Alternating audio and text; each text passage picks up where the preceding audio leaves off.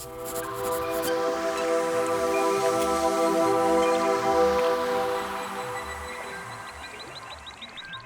and welcome to the latest episode of the Biome podcast. Today I'm joined with my co-host Emma, and we've got a very special guest with us today. We have Professor Arjun Amar over from the University of Cape Town. Arjun is a professor at the Percy FitzPatrick Institute of African Ornithology, which is based at the University of Cape Town, which, as most of you know, as I talk about it all the time, is where I studied my master's.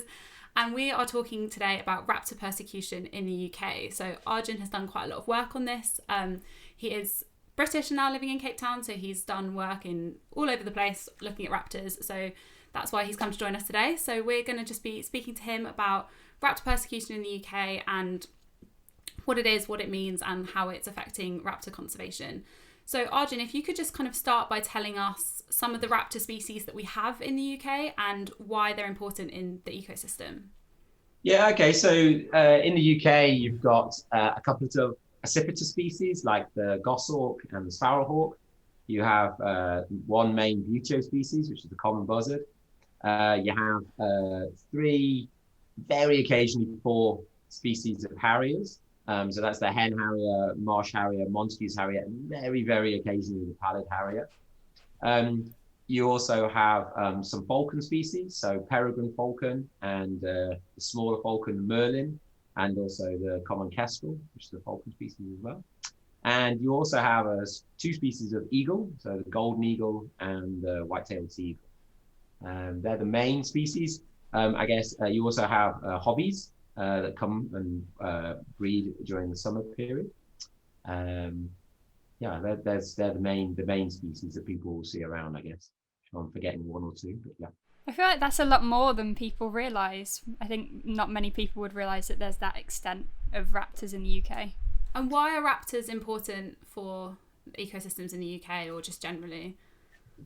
So, I mean, we're discovering all the time, actually, the values of top predators in systems. And you know, raptors, although they're not, you might not think of them as being top predators, they usually are the top predators in the system.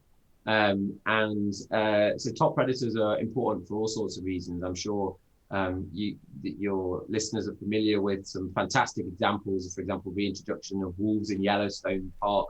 Nobody could have imagined the kind of cascade that they can have and the influence that they can have on the vegetation itself and how species interact lower down the food chain. So if you have a predator in the system, you know, then that's a functioning ecosystem with the top predator at the top influencing mesopredators and then the species lower down the food chain. And you take that one out of that system and you alter it completely. So even from the simple examples of just how aware or how vigilant a prey species has to be. If that predator isn't in the system, then that vigilance requirement isn't there.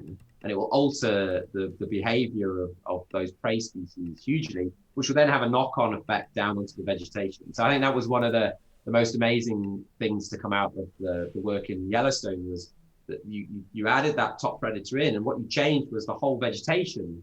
So a single predator changes the vegetation, which is kind of a weird thing to think about, but we know that occurs with predators. But that's just one aspect, you know. When people start looking at the actual effects of different species in the ecosystem, then you'll start finding all sorts of different things. Some really obscure things can be affected by them, and things that definitely we don't understand yet. There's without a doubt, there's all sorts of things that we don't yet know, I'm sure. Well, that's the exciting part, isn't it? Yeah, no, absolutely. And we found that with other podcasts we've done as well. Like you mentioned the wolves, but we've also talked about that with lynx as well, kind of that idea of the prey change their behaviours just as a result of the predator being there. It doesn't even have to be direct predation, which I think is an interesting thing to think about. And so we know that you've been involved in sort of several studies looking at raptor persecution in the UK and kind of why that might be happening. So could you explain to us the primary reasons why raptors are being persecuted in the UK? So it depends what time period you look at, sort of thing. So if we're talking about currently, raptor persecution in the UK is very much now associated with one specific form of land management, which is driven grouse shooting. not grouse shooting as a whole, it's this specific type of shooting called driven grouse shooting. So driven grouse shooting requires very high densities of the prey that those people want to shoot, which is red grouse. And it requires there to be very, very large numbers. So the numbers shift all the time. It used to be viewed as they need 60 red grouse per square kilometre, but now the numbers are sort of more like 150 birds per square kilometre, which is an incredibly high density of anything. And, grouse are chicken-sized birds, they're not mouse-sized things, so they 150 of those per square kilometre is a lot of birds to pack in. And so anything that threatens those grouse and potentially can reduce those grouse number are viewed as a threat. And so people that manage the land for driven grouse shooting persecute raptors because they view them as a threat to the successful running of a driven grouse moor, basically.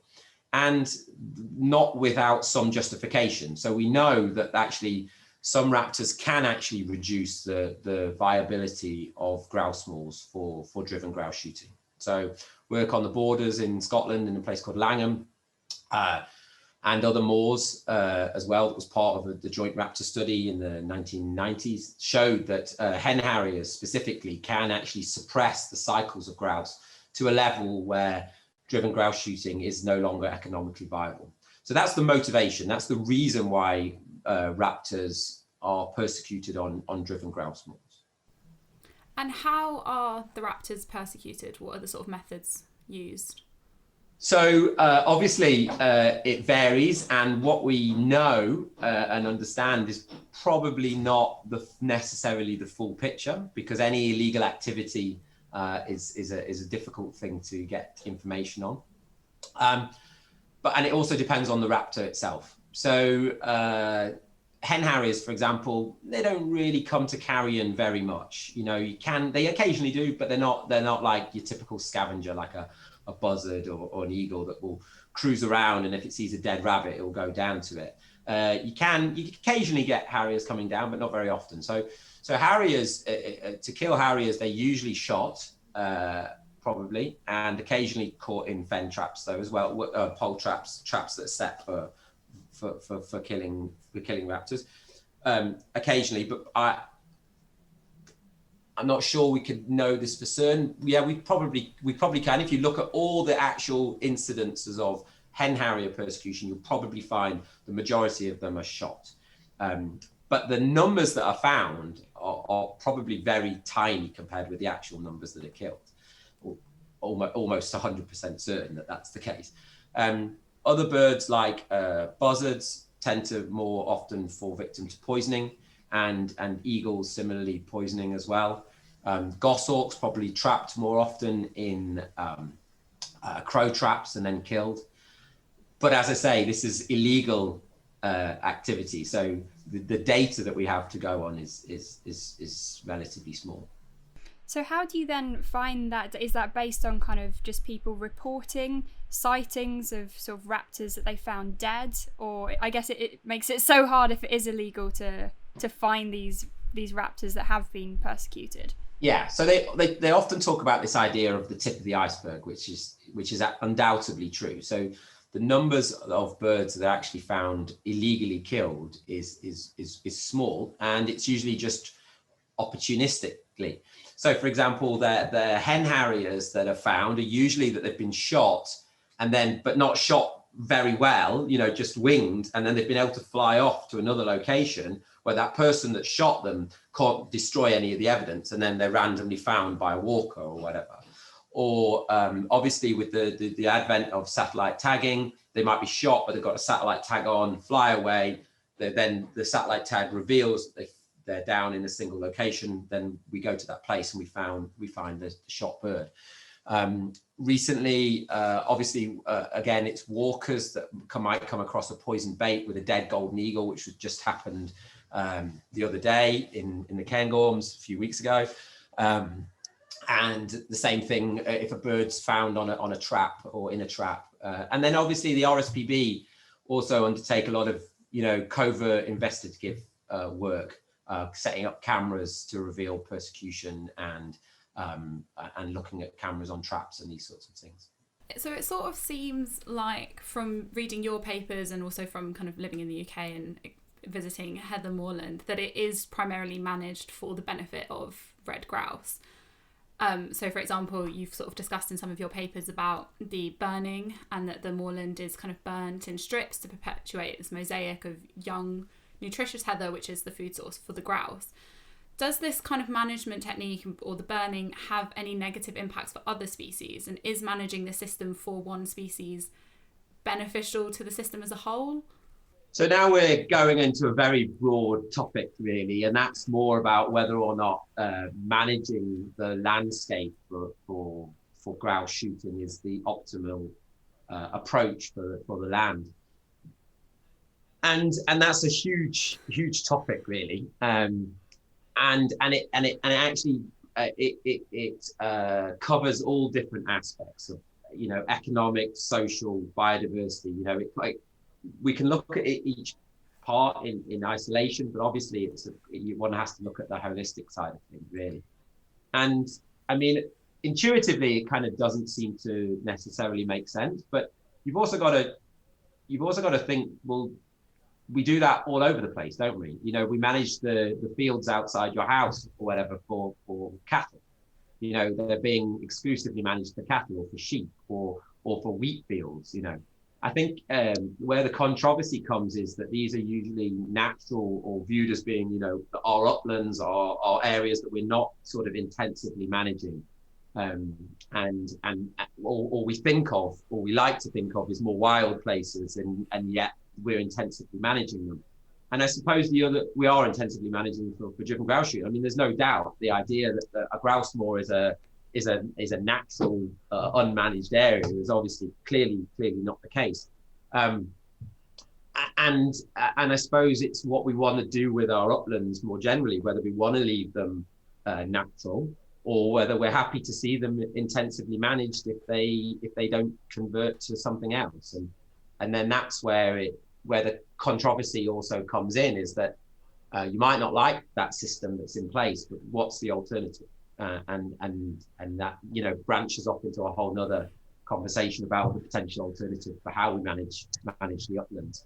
But I mean, there's no doubt that intensively managing for one species is not going to be the ideal situation to have the variety of habitats for a higher level of actual diversity of different species. Because I guess a similar question to that is, I mean, obviously, like you mentioned, these heather moorlands are kind of described as these iconic landscapes within the UK. And do you think the reason we still regard them as so iconic is because of the grouse shooting industry? Because I know people like George Monbiot have come out quite strongly and said that they think the preservation of this area of really low biodiversity, which is the heather moorlands, shouldn't be advertised as this iconic conservation landscape, because that's just not the truth. Yeah, I think my opinion on this has actually changed over time quite considerably, and I think it's been shaped by exposure to other systems around the world, actually, and also speaking to people from outside the UK. So I think if you grow up in the UK, which I did, the uplands in Derbyshire, for example, which wasn't far from where I grew up, these are wild places. Doesn't feel like home, doesn't feel like the agricultural fields of Nottingham, which is where I grew up. It feels like wildland and natural environment, and same in many places in Scotland. But then you go away and you introduce these systems to people from other countries, for example, in Africa, and you suddenly become a little bit embarrassed, quite frankly, that our national parks in the UK are just a monoculture of a single habitat type that's managed intensively for a form of shooting. And then people look at you a bit strangely, and then you kind of makes you question your attitude towards these habitats yourself. And I actually run a module for my honours students where we specifically look at driven grouse shooting. And these are predominantly African students, and they are shocked that this is what we have in the UK. And the American students particularly, I find, are really blown away, actually, probably more so than African students, is that this is allowed to be perpetuated in the United Kingdom, particularly the illegal criminal activity associated with that form of land management. They are just shocked. They said there's no way that would be allowed to occur in the United States, and also here in Africa, in South Africa. You know, illegal wildlife killing is tackled by the government with, you know, huge amounts of resources, helicopters, rangers, tracking this down. And yeah, it's because it's killing rhinos that are economically, or elephants that are economically important for tourism. But I mean, I think we probably underestimate the importance of raptors and wildlife in the UK, actually, to be honest with you. Yeah, okay, I'm going off on one as I usually do. No, I think we quite often sort of write the UK off. I think a lot of us do, and Emma and Roby and I have spoken about this on the podcast a lot, of thinking we've decimated all our wildlife, we've got nothing left, but we actually have we do. I mean, that list of raptors you gave at the beginning is extensive, and Emma and I, when we went over to the Isle of Mull, I mean, we saw the white-tailed sea eagles that have been reintroduced, and just the size of them, they're so impressive. And I, growing up in the UK, would never have thought we'd have a bird like that here, but we do. And I think sometimes we're too quick to write the UK off and think that we're completely barren now. And sometimes when you think of our national parks being these heather moorlands that, you know, there's not very many trees and it's just sort of heather, you think, oh yeah, there's nothing there. But there are a lot of raptors. It's not a hugely biodiverse system, but we do still have a lot of biodiversity in the UK that we shouldn't write it off as quickly as we do. Yeah, but I think it's this idea of, you heard of shifting base, what's it called again? Shifting baseline syndrome. Shifting baseline syndrome, yeah. And I think that's a very real thing. I do feel like we just accept and we just settle for a smidgen of the wildlife that we could have, though, in the uplands. And so I like what some people have been doing now, which is just about reimagining what the uplands could look like. And there is, it does feel like there is a shift in attitudes towards how the uplands should be managed, which is exciting. And whether we're prepared just to accept what they offer us now, or we actually look to a vision for what they could be like. And obviously that ties in with this whole idea of rewilding. And rewilding, you kind of almost think you shouldn't have to rewild the uplands, really, because I think a lot of people think they already are wild, but they're not, clearly, because they are so intensively managed. But yeah, we could totally reimagine the uplands and come up with a more sustainable, viable, more beneficial environment, I think, than we currently have. And I think for me, it's about numbers as well. I feel like the uplands now are managed for a relatively few number of people. It's not that a relatively few number of people go there. So lots and lots and lots of people go there. Increasing, I suspect, I imagine. I haven't looked at the figures, but I imagine, just based on my Facebook feed of my mates that aren't particularly into wildlife, they didn't used to go on walks. And I don't know if it's a lockdown thing, but it seems to be, or it's an age thing, maybe they're just getting older. But people are going out, seem like they're going up and wanting to be out there in more wild spaces, more and more than they did when I was younger, I think. And so therefore we should be delivering for those people, really, not just a few people for shooting or whatever we're currently managing the uplands for. And so I think as a society, we do need to think about what people want out of the uplands. And I think it is more biodiverse, more diverse habitats, more opportunities to see wildlife that they wouldn't see elsewhere. And I think that's what the uplands should be used for. But it needs to be done in a sustainable manner. It needs to be done in a pragmatic manner, and it needs to be done collectively, I think, with all different stakeholders involved. And that's not a simple, straightforward thing to do. But it's not something it's something I think we can do. I think it's something that can be achieved. I think that's a really interesting point to kind of think about the people side and how many people are visiting the uplands. I do suspect that the pandemic has a factor in that. I think a lot of people are obviously opting to not go abroad in the last 2 years. and people are having this new appreciation for staycations. But do you think it would be possible to do both, to have this movement of rewilding and that all the things you just mentioned, but also keep some of it as driven grouse shooting? So there is an approach to do that. So there's this idea, I mean, it's not a new approach as well. It's one of the first things that was spoken about when we realized that there was a conflict between driven grouse shooting and raptor conservation. And that's the idea of zonation, where you zone areas that are prioritized for biodiversity, and then you zone areas that are prioritized for driven grouse shooting.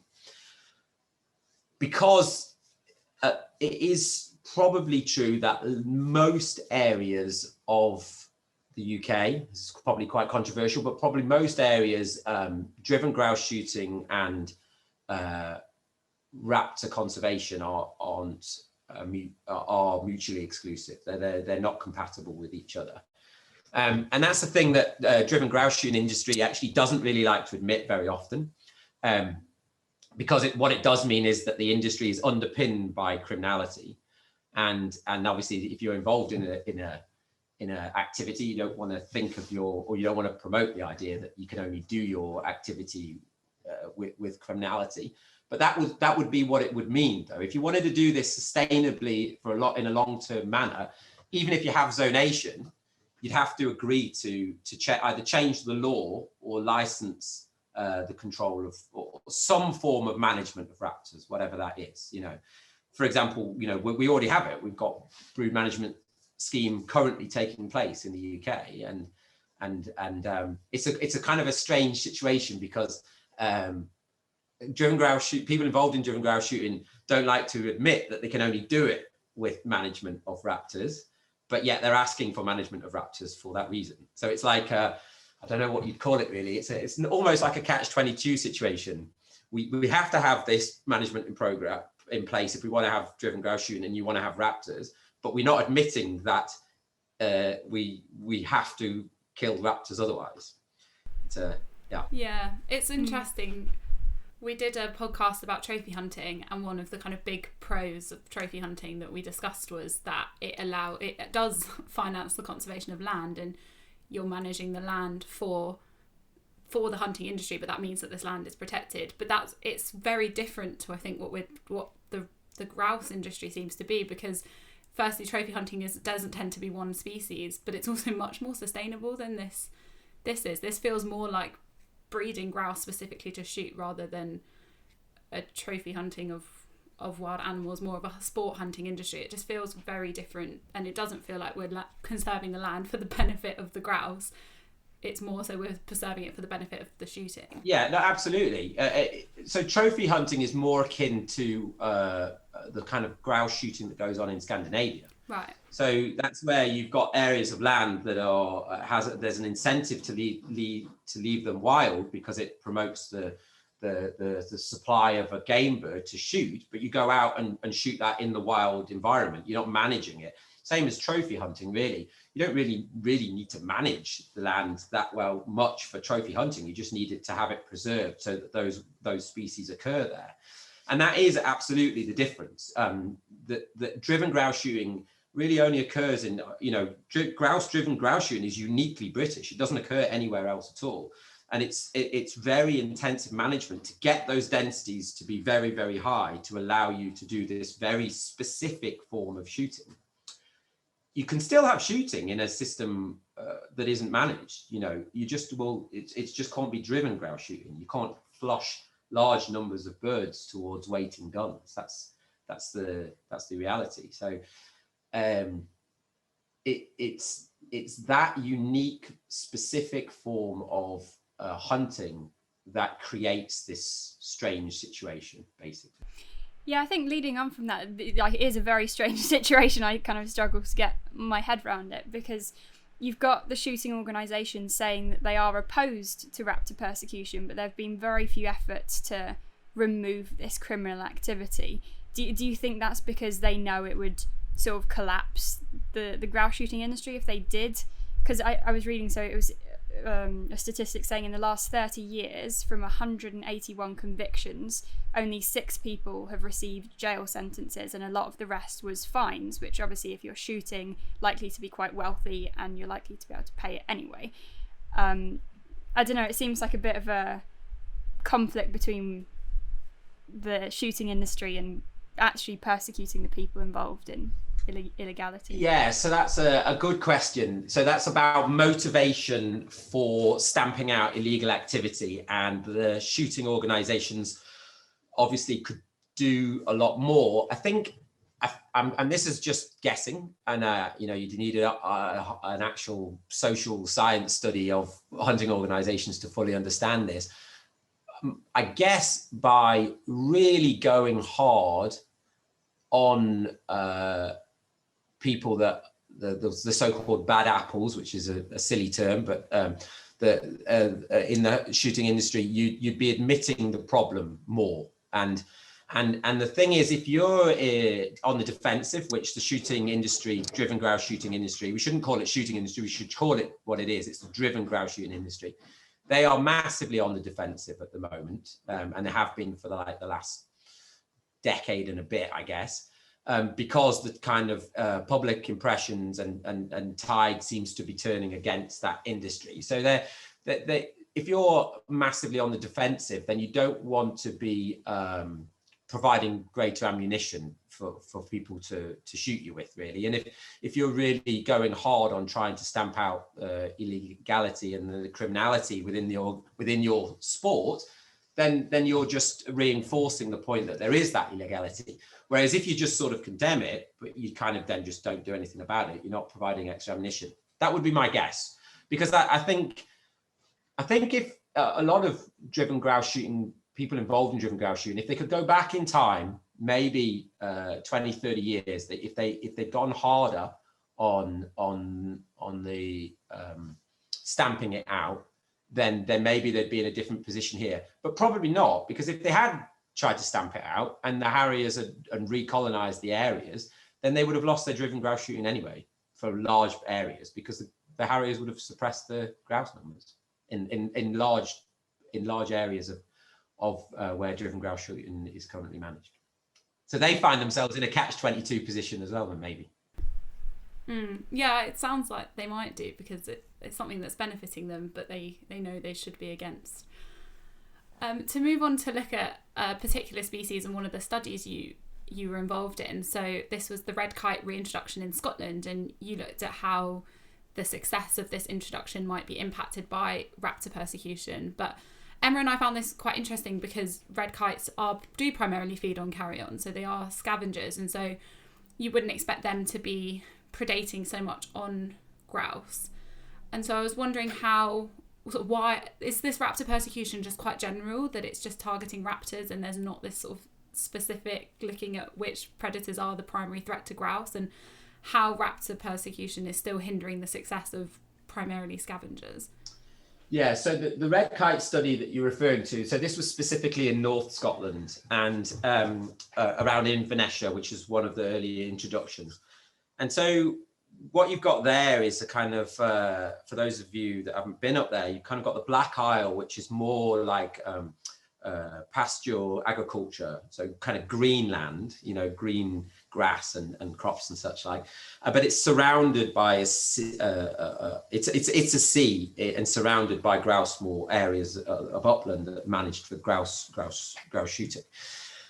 And so those birds, the big problem we had was the survival of the young birds there. And that's because they disperse out. So they're breeding, and they breed pretty well. So the breeding success was very good on the Black Isle. But then the juvenile birds disperse out from those areas. And when they do, they're going into the grouse moor areas.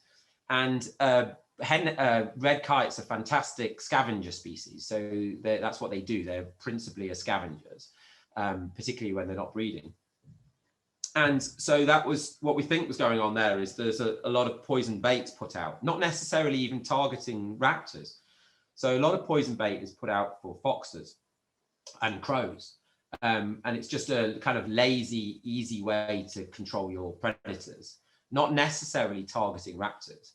But scavenging species, just like vultures as well here in Africa, they're fantastic at finding those dead carcasses. So the exact same thing is happening here in Africa, where we get these big mass poisoning of vultures. The farmers are actually potentially targeting jackals, but then the vultures are finding it. This is exactly the same thing as probably what was going on here, and why it suppressed the recovery of the red kite population in northern Scotland, is that these juveniles are finding these poison baits, and therefore the survival of the juveniles is very low, and therefore they're not recruiting back into the population.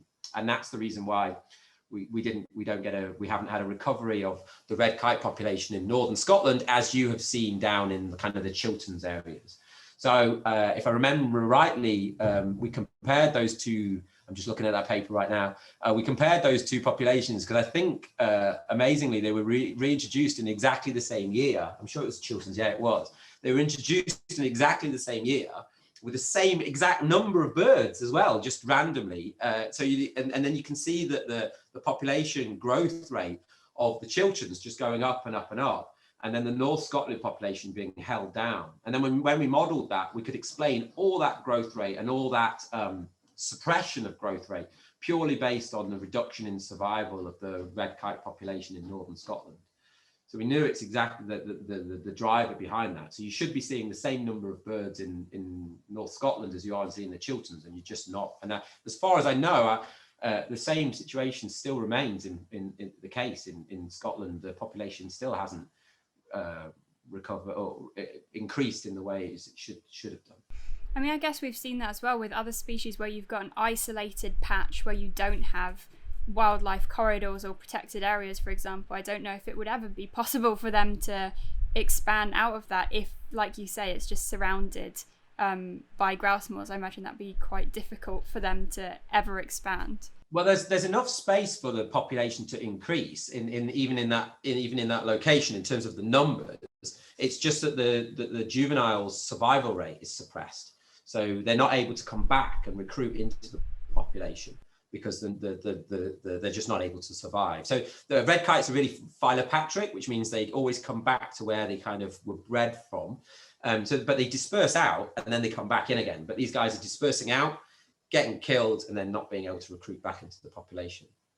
Yeah, that sort of puts a bit of dampener on the idea of being able to do both, what we were discussing earlier, rewilding and keeping the driven grouse shooting industry. You kind of think for those types of species, these FitzPatrick species, it might become quite problematic.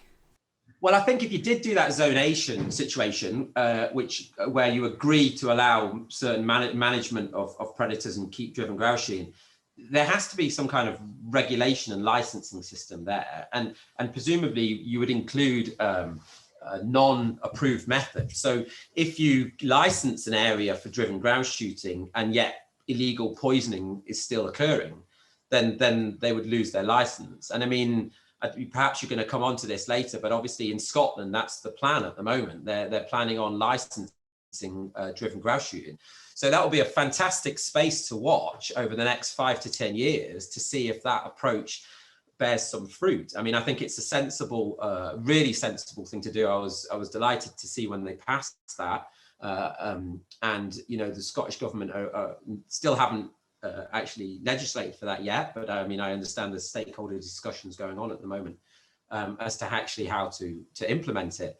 But that's going to be really interesting to see if the grouse shooting industry do clean up their act as a result of having licenses, because the idea is if you've got a license, then you can keep driven grouse shooting. But as soon as you depart from appropriate behavior, then you can potentially have that license revoked.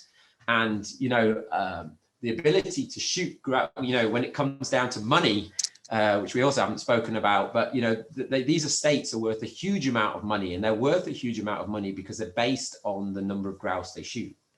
And so if you lose your license to shoot in an area, then your actual capital value of your land, and we're talking about a lot of money here, is going to go down. So it will be really interesting to see if those incentives change behavior. No, I think that'd be really interesting to, like you say, watch that space and see what happens, because obviously driven grouse shooting is targeting a very wide range of raptors, like you've mentioned.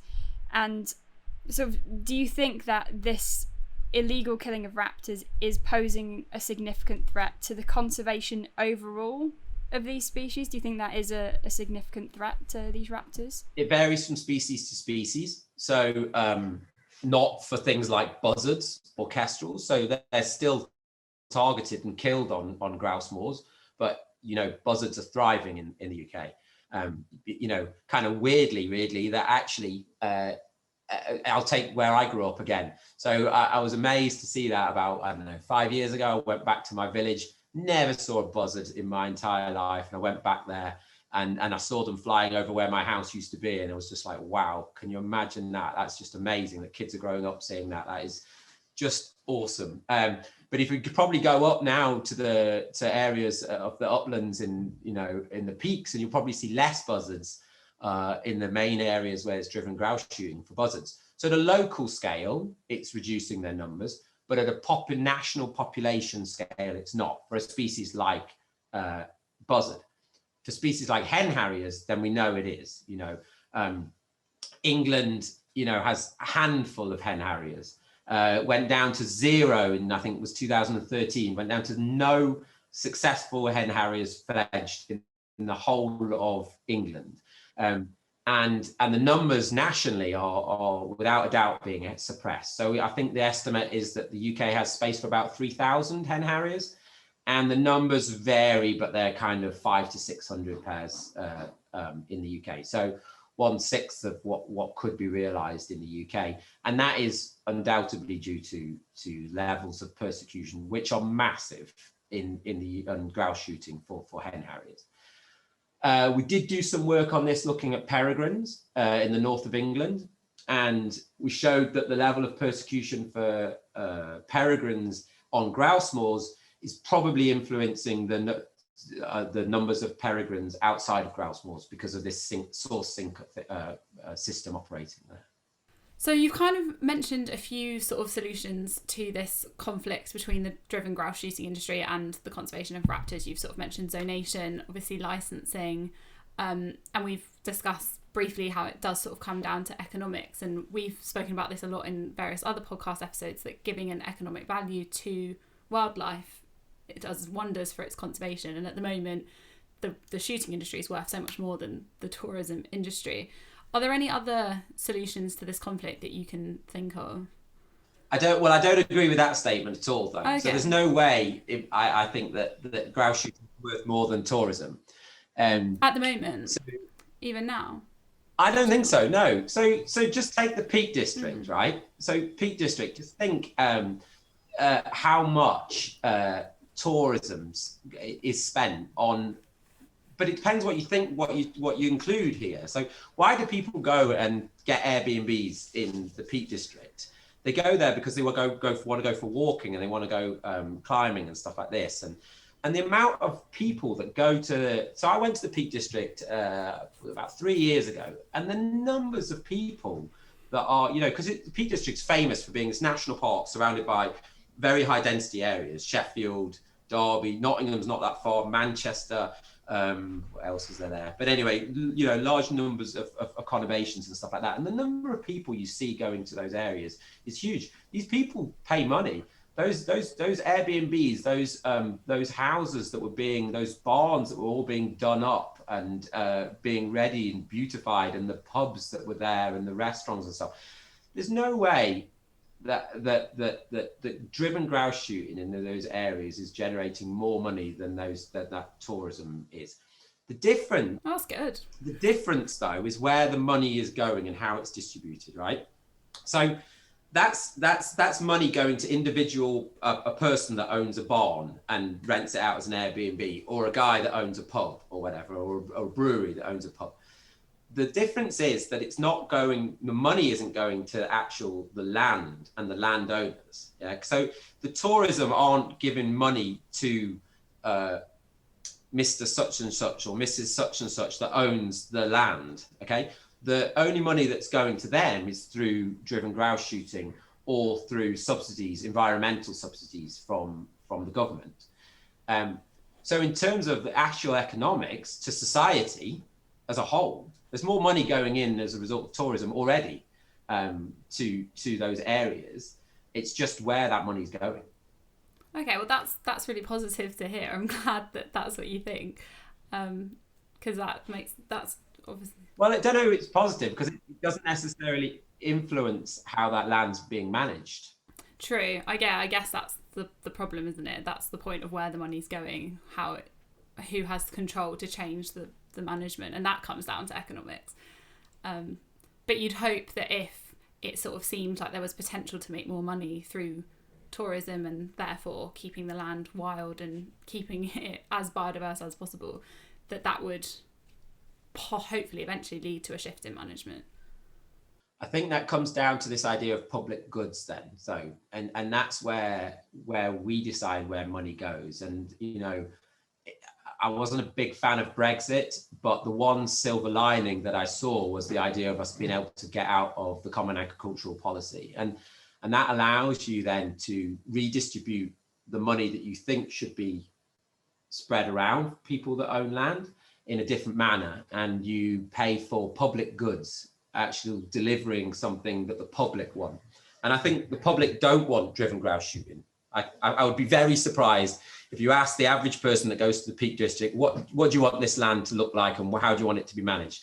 Not many of them are going to say, I want it to be managed really intensively for driven grouse shooting for 100 people a year to go and shoot. What they're probably going to say is, I want to see really biodiverse, rich habitats. I want to see a chance of seeing having a wildlife experience when I'm going for a walk. I want to see it holding carbon. I want to see it holding water. They're the things they're going to want to see. And that is fair enough if you're to pay a landowner to deliver those things. I think it's a reasonable thing. If they're going to manage the land, they own it. I mean, I'm sure there is an argument that all those lands should come into public ownership, but that's not the way we tend to operate in the United Kingdom. So while it's on private ownership of land, I think it's reasonable to suggest that the public money, the government money that we all pay our taxes for, delivers something that the public want. And as I say, be interesting to go and interview just random punters in the Peak District, but I don't think there'll be many of them that would say what I want to see is public money being pumped into these lands for intensive shooting. And that's the argument that driven grouse shoot landowners make. They say, we're not using any public money. It's all private money. We're managing this land. You guys are getting to walk on it and come up here and see it, but we're not getting any money from the public purse. We're getting money purely from private shooters. And I guess the argument there is, well, I would rather see you getting some public money and see the land being managed in a different way. And I suspect most people would be happy with that as well. The driven grouse shooting industry, is it seasonal or is it happen all year round? Do you mean for the actual physical shooting? For the actual physical shooting. Yeah, no, it's very short period. So from the glorious 12th to is it the 11th of December? I think it is. It's sometime in December. I think it finishes. So it's only like 3 or 4 months long. It's the actual shooting. So I think it's one of the shortest shooting periods for any game birds in the UK. So it's a very very short period. And you've sort of said it's primarily for very, very small section of the population. Is it largely is it expensive? Is that why it's a very small portion of the population? Are these mostly people coming from, I'm guessing, sort of home counties, south of England, coming up to Scotland to do it? Or is it quite a localised thing? Yeah, so it is really expensive, and it varies. The prices vary depending on the number of birds you get to shoot. But it's outside my price range, put it that way. And yeah, of course, it's people that are wealthy. I mean, wealthy people live all over the place, and it's British people, and it's also foreign people, American people as well. But it is, the numbers are low. The numbers of people that actually can afford to shoot driven grouse shooting is very low. So you mentioned that kind of balance between the tourism and kind of what the people would want out of the land rather than the landowners who manage the grouse estates. Do you feel like if there was a shift towards them opening it up to, I don't know, more public money and really kind of ramping up the tourism in that land, would that generate more for them than they currently do with a few privately funded people coming to shoot grouse, or do you think the only way they can fund themselves is to stay kind of in this elite community? So there's two things going on that you have to recognize here. I think it's about money, but it's not exclusively about the money that people come and pay to shoot on a monthly basis type thing. It's to do partly with the capital value of the land, as I said before. So it's a very strange situation where the land is valued based on the number of grouse that are shot. So if you abandon all driven grouse shooting, then your land still has a value, but it's not valued in the same way. So the way it's valued is like, if you shoot 1,000 birds per year, then your land is worth this amount.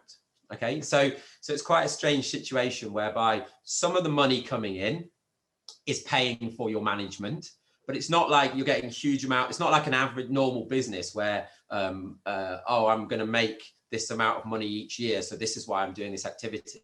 It's kind of a perverse incentive that I'm going to do this activity so that when I come to sell my house or my land, it's going to be worth a lot of money. And if I stop doing that, or if I'm forced to stop doing that, then the capital value of my land plummets down.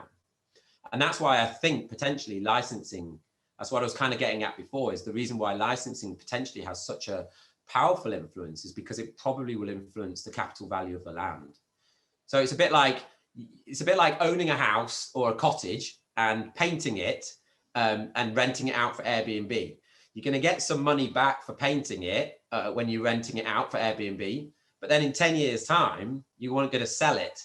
And it's like, well, if I don't paint it every year, it's going to go down and down in value. So when I come to sell it in 10 years' time, it's not going to be worth so much.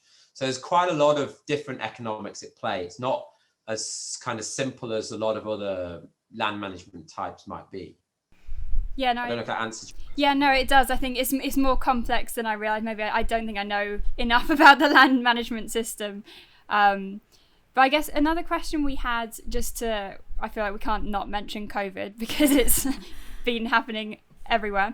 Do you think that the pandemic has influenced rates of raptor persecution at all? Because I was reading some reports that it's increased because people thought they were less likely to be caught. I don't know if you agree. I mean, I don't have any first-hand experience of it, but I've also heard the same thing. So I believe the RSPB investigations unit certainly believe, and the police working in northern England believe that a lot of gamekeepers took advantage of less people being out on the hills to kind of cleanse the land of any raptors or be able to have a freer hand in terms of the persecution. To be honest with you, though, they're at it anyway. Things haven't really. It's probably that they've just taken advantage of it to maybe do a bit more, maybe. But I mean, large areas of driven grouse shooting are completely devoid of breeding raptors anyway. So I give you a figure for that. It's a bit out of date now, but I mean, maybe things have improved slightly because of the situation in England. But I think it was 2008, we looked at the number of successful hen harriers across all driven grouse moors across the whole UK. So that was in England and Scotland. And we found five successful hen harrier nests across the whole of the driven grouse shooting across the whole of the UK. Whereas we predicted there should be around about 500 nests, wow. Successful nests of hen harriers. So it was 1% of what they should be. Yeah. And that's probably improved a bit because things have gone up a little bit in England recently with the brood management scheme.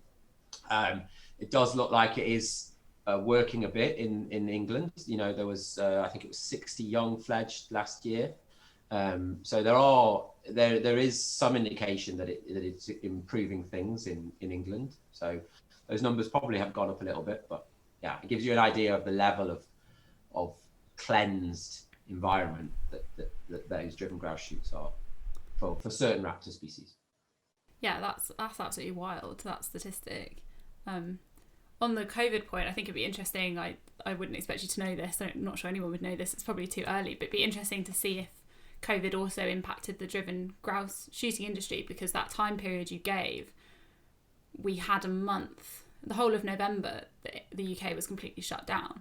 So that's a whole month where, in theory, people shouldn't have been shooting because we were in a quite strict national lockdown, and we were in and out. There was an exception, though, wasn't there? There was. Yes, yeah. No, you're right. Actually, I remember someone putting on Twitter being very upset. So you were allowed to go with 10 of your mates shooting, but you weren't allowed to go bird watching with 10 of your mates. That's right. Yeah, you weren't allowed to do anything with 10 people until Monday. Well, actually, no, indoors until Monday. But yeah, that's you're right. I forgot about that. There was an exception for shooting, which is quite controversial. Controversial. Yeah, probably won't go too much into that. But yeah, I forgot that happened because I was thinking, I wonder if the shooting industry has had any knock-on effects of COVID, but I suppose not so much. No, and also tourism. There's on a driven grouse shooting, you don't have very many days shooting. So even though that time window is very short, but still you won't have very many days. So 10 days of shooting would be viewed as quite a lot. You know, they shoot a lot of birds. That's the thing when they come to shoot as well. So in those 10, if you have 10 days driven grouse shooting, that's quite a lot of days shooting for a whole season, which is also the reason why people find it a bit weird as well, is that this year-round management for just 10 days of shooting, but it's a lot of money in those 10 days. Yeah, it's wild, isn't it?